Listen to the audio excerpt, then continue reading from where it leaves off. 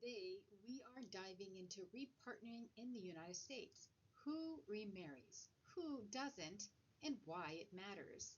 This topic helps us understand how family transitions reflect broader social patterns. And here's our roadmap today. First, we'll identify key trends, understand how social factors shape repartnering, and connect these patterns to sociological theories. Repartnering is more than just getting back out there. It reflects how people navigate love, identity, and stability after a major life transition, like divorce or widowhood. And of course, it can happen in many different ways. Remarriage is declining, while cohabitation and living apart together relationships are rising, especially among older adults. These shifts reflect changing values and practical considerations. Your first quiz question is, which of the following is a growing trend in repartnering among older adults? Which is, of course, the LAT relationships. Let's look at recent data from the National Center for Families and Marriage Research. There is a link included in this PowerPoint, but also in the modules, if you'd like to explore it in more detail. These trends help us see how repartnering varies by gender, age, and other things too. Let's focus first on remarriage rates by gender. Since 2008, the remarriage rate has generally declined for both males and females. Among previously married males, the rate fell from 48.9 to 34.4 remarriages per thousand, whereas for previously married females, it dropped from 25.2 to 18.5 remarriages per 1,000 in 2023. In other words, this shows a steady decline for both men and women, with men consistently remarrying at higher rates. Here on this slide, we're going to look at remarriage rate by age for males and females. The takeaway here is it highlights how younger women, ages 18 to 29, have the highest remarriage rates, while older adults remarry far less.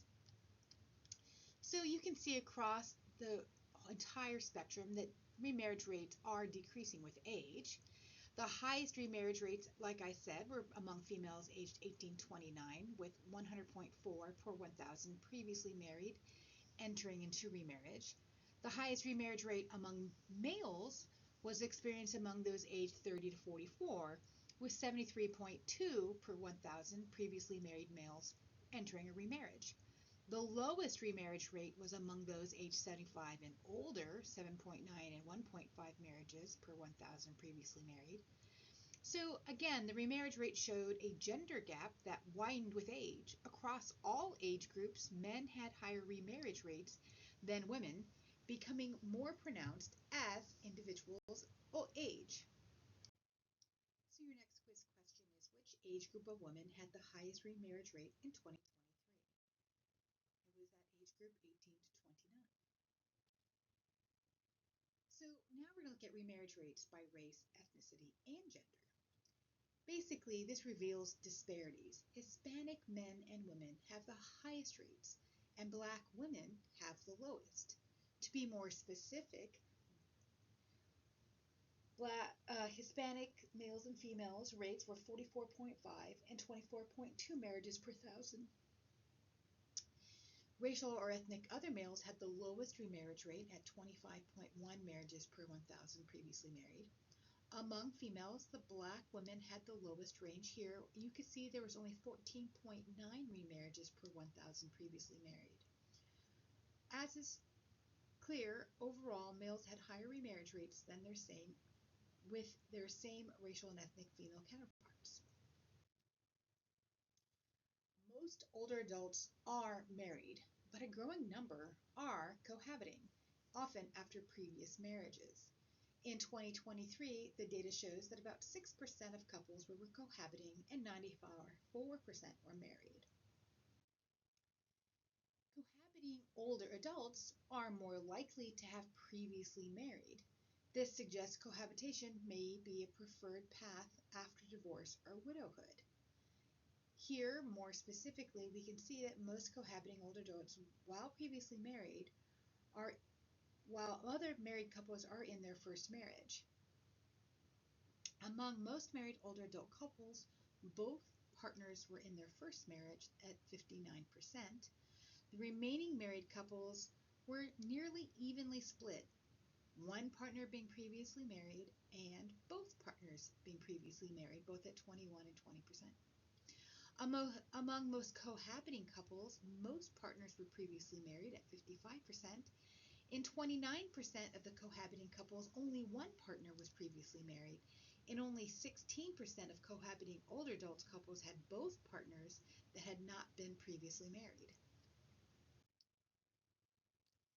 Married couples are more likely to share similar education levels than cohabiting couples. Being similar is where the homogamy comes in, homo meaning the same. This may reflect different social norms or expectations. In about half, or 49% of couples, both members did not have a college degree. Among cohabiting couples, the share was slightly larger at 61%. The share of couples where one spouse or partner had a college degree was nearly identical for the married, which was 26%, and cohabiting, 25%. And a larger share of married couples, 25%, were composed of two spouses or partners with college degrees compared to their cohabiting counterparts, which was only 14%.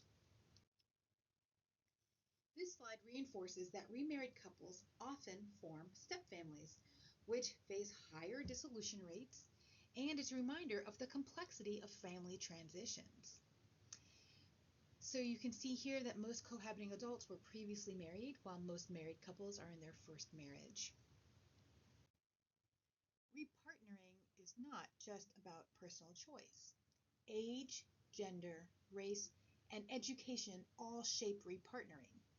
These aren't just personal choices.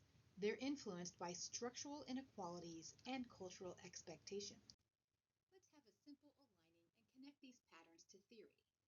In symbolic interactionism helps us understand identity shifts.